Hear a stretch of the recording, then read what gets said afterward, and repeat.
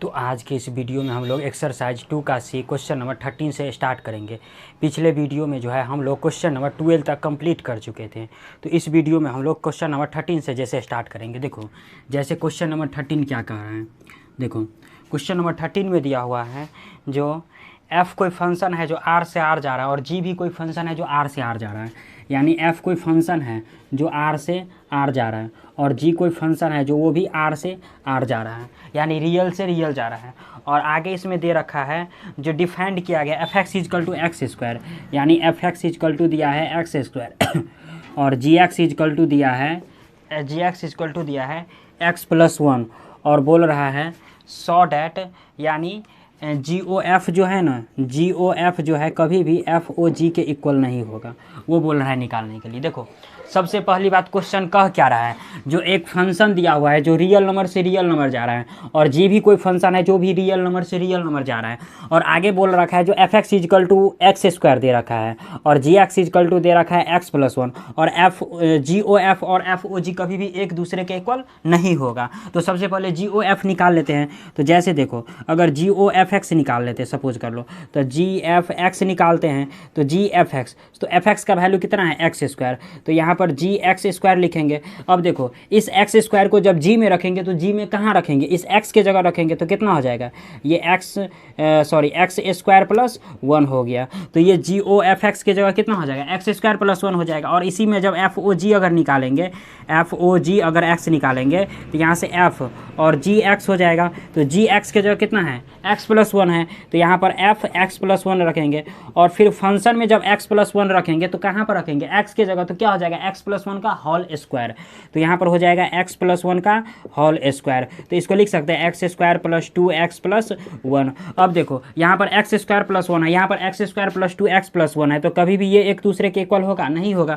तो यहाँ पर लिख देंगे R H S equal to L H S, यही बोल रहा था इसमें प्रूव्ड करने के, या L H S equal to R H S, हो गया प्रूव्ड। बस इतना ही था। देखो क्वेश्चन में कुछ भी नहीं था, बस एफ ओ जी निकाल ली, उसके बाद जी ओ एफ निकाल ली। जैसे हम लोग कंपोजिशन ऑफ ए फंक्शन में जो चीज़ जैसे जैसे कंपोजिशन ऑफ फंक्शन जो हम लोग निकालना देखे थे थ्योरी के साथ, वैसे ही सिमिलरली इसमें भी करना है। एफ ओ जी निकाले, उसके बाद जी ओ एफ निकाले और दोनों में देखे जो एक दूसरे के इक्वल नहीं थे, लिख दिया एल एच एस बराबर आर एच एस। इसी में जैसे क्वेश्चन नंबर 14 दिया हुआ है, देखो यानी क्वेश्चन नंबर 14 दिया है जो f कोई फंक्शन है जो रियल नंबर से रियल नंबर जा रहा है और आगे इसमें बोल रखा है जो एफ एक्स इजकल टू दिया है 3 माइनस एक्स क्यू, यानी एफ एक्स इजकल टू ऐसा दिया है 3 माइनस एक्स क्यू के पावर 1/3। और आगे इसमें बोल रखा है जो फाइंड एफ ओ एफ, यानी फाइंड एफ ओ एफ बोल रहा है निकालने के लिए। देखो एफ ओ एफ बोल रहा है निकालने के लिए। देखो सबसे पहली बात एक काम करते हैं इसमें, देखो यानी एफ एक्स दिया है तो यहाँ से एफ ओ एफ एक्स जब निकालेंगे तो यहाँ से एफ ऑफ एफ एक्स लिखेंगे।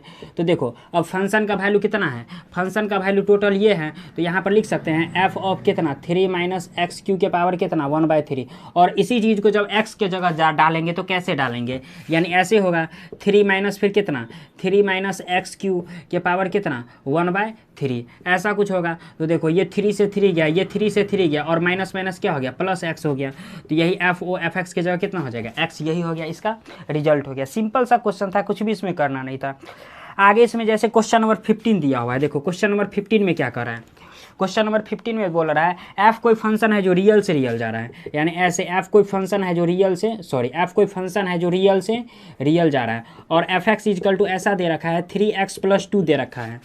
और आगे इसमें बोल रखा है जो फाइंड एफ ओ एफ, यानी ऐसे बोल रखा है जो फाइंड ऐसे बोल रखा है फंक्शन ऑफ एफ एक्स, ऐसे बोल रहा है निकालने के लिए। देखो तो सबसे पहले एफ ऑफ अगर एफ एक्स निकालते हैं, देखो जैसे एफ ओ जी ओ, जैसे इसमें अगर एफ ओ जी एक्स निकालेंगे तो ये जी एक्स निकाले ना, यहाँ से सीधे स्टार्ट कर दिया इसमें। तो देखो फंक्शन का वैल्यू कितना है, इतना है, यानी एफ कितना 3x प्लस 2 हो जाएगा। और यही 3x प्लस 2 फिर एफ के जगह रखेंगे तो एफ के जगह कहाँ, फिर एक्स के जगह रखेंगे। तो यहाँ पर क्या हो गया 3 इंटू कितना 3x प्लस 2 हो जाएगा। तो ये कितना हो गया, यानी 3 या 9x प्लस कितना, और ये साथ में 2 है तो ये 2 हो गया, ये 3 दूना 6 प्लस 2, ये कितना हो गया 9x प्लस 8 हो गया। और यही हो गया इसका रिजल्ट हो गया। क्वेश्चन सिंपल सा क्वेश्चन था, उसमें कुछ भी करना नहीं था, सारा का सारा प्रॉब्लम ऐसे ही बनेगा। तो अब आते हैं जैसे क्वेश्चन नंबर 16 पर आते हैं, जो कि एलिमेंट में ऑर्डर पेयर के रूप में दिया हुआ है। तो अगर इसका आप लोग स्क्रीनशॉट लेना चाहते हैं तो ले सकते हैं।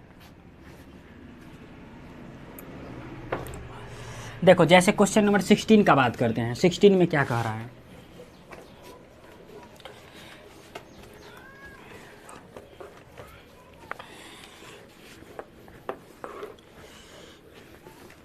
देखो जैसे क्वेश्चन नंबर 16 में क्या कर रहा है, 16 में बोल रहा है एक फंक्शन दिया हुआ है f इजकल टू, यानी f इजकल टू एक फंक्शन दिया 1, 2 1, 2 3, 5 4, 1 3, 5 4, 1 4, 1 और g बराबर एक फंक्शन दिया है ऐसे जो दिया हुआ है 1, 3 2, 3 1, 3 और 2, 3 और आगे इसमें दिया है फिर 5, 1 दिया हुआ है और आगे इसमें बोल रखा है राइट डाउन GOF बोल रहा है निकालने के लिए, यानी राइट डाउन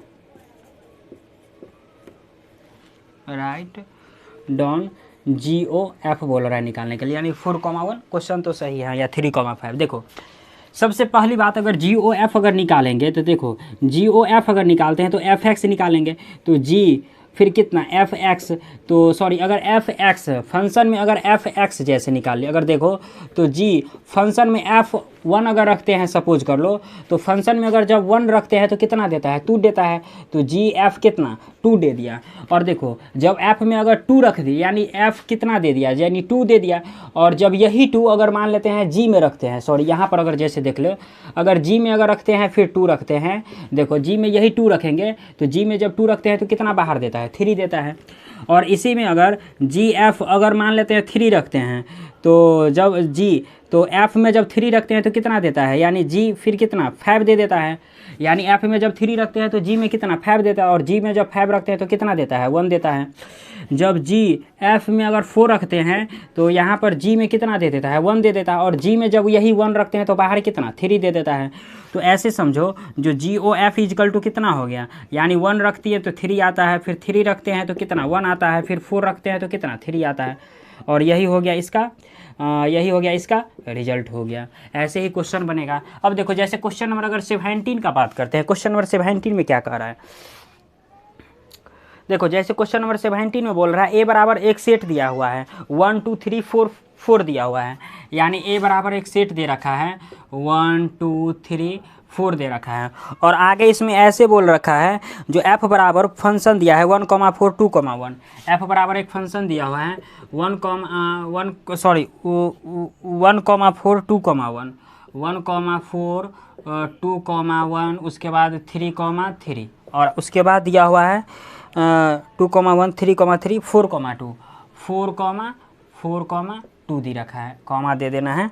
और उसके बाद बोल रहा है FOF निकालने के लिए, यानी FOF निकालने के लिए। तो देखो यानी सिंपल सी बात है, FO अगर FX निकालते हैं तो यहाँ से F ऑफ फंक्शन F में अगर मान लेते हैं 1 रख देते हैं, सपोज कर लो फंक्शन में जब 1 रखते हैं, देखो तो फंक्शन में जब 1 रखते हैं तो बाहर कितना, यानी फंक्शन में F 4 दे दिया, इसी में F कितना 4 दे दिया। और जब इसी में फंक्शन में अगर 4 रखते हैं तो बाहर कितना दे देता है 2 दे देता है। देखो यानी F में अगर 1 रखते हैं तो कितना फिर फंक्शन 4 दे देता है, और जब यही 4 फंक्शन में फिर रखते हैं तो कितना 2 दे देता है। और इसी में जब F में अगर F ऑफ F में अगर 4 रखते हैं, यानी 2 रखते हैं, देखो यानी 2 रखते हैं तो जब 2 रखते हैं तो बाहर कितना दे देता है, यानी जब इसमें अगर 2 रखते हैं तो बाहर कितना 1 दे देता है, यानी 1 देता है। और जब इसी चीज़ को अगर 1 रखते हैं तो बाहर कितना दे देता है 4 दे देता है। और इसी में अगर FOF में अगर 3 रखते हैं, देखो तो F में अगर 3 रखते हैं तो बाहर फिर कितना 3 दे देता है। और जब इसी में अगर मान लेते हैं फिर 3 रखते हैं तो फिर इसी में 3 रखेंगे तो बाहर कितना 3 दे देता है, यानी इसी में फंक्शन हो जाएगा, जो कि हम लोग FOF composition of a function में निकालना देख चुके हैं।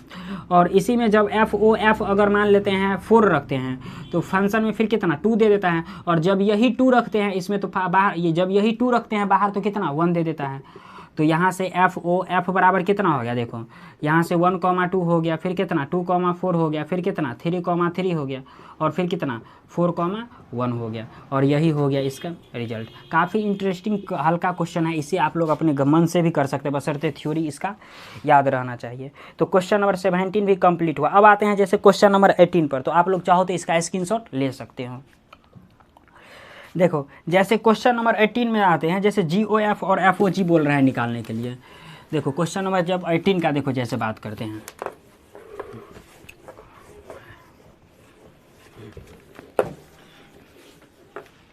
देखो जैसे क्वेश्चन नंबर 18 का बात करते हैं, यानी एफ एक्स इजकल टू ऐसा दे रखा है 8x³ दे रखा है, F x equal to 8x³ दे रखा है, और जी एक्स इजकल टू दे रखा है G x equal to X के पावर 1/3, और आगे इसमें बोल रहा है जी ओ एफ और एफ ओ जी, यानी find G O F and F O G, G O F और एफ ओ जी बोल रहा है निकालने के लिए। तो देखो सिंपल सा क्वेश्चन है, देखो अगर जी ओ एफ एक्स अगर निकालते हैं सपोज कर लो, तो जी और यहाँ से एफ एक्स लिखेंगे, ऐसा कुछ लिखेंगे, तो फंक्शन का वैल्यू कितना दे रखा है 8x³, तो यहाँ पर जी में 8x³ लिखेंगे। अब देखो जब जी में यही चीज़ रखेंगे तो यहाँ पर कितना हो जाएगा, देखो यानी 8x³ के पावर कितना 1/3 हो जाएगा। तो इसको एक काम करते हैं, यानी देखो एक बात बताओ, अगर 2 के पावर q बराबर कितना होता है 8 होता है, तो इसी चीज़ को ऐसे लिख सकते हैं 2x का होल q के पावर 1/3, और ये 3 से 3 गया तो बच गया कितना 2x, और यही हो गया इसका रिजल्ट हो गया। अब इसी में जैसे अगर बात करते हैं एफ ओ जी का, अगर बात करते हैं x में, तो देखो f और जी एक्स का जब बात करते हैं तो देखो जी एक्स का वैल्यू कितना दे रखा है, यानी x के पावर 1/3, और जब इसी चीज़ को फंक्शन में रखते हैं तो ये कितना हो जाएगा 8x³ के पावर कितना 1/3 हो जाएगा, तो 3 से 3 गया तो कितना बच गया 8x, और यही हो गया इसका रिजल्ट, जो कि काफ़ी आसान था। तो आप लोग चाहो तो इसका स्क्रीनशॉट ले सकते हो। अब आते हैं जैसे क्वेश्चन नंबर 19 पर, देखो तो देखते हैं जैसे क्वेश्चन नंबर 19 से, देखो क्वेश्चन नंबर 19 क्या कह रहा है।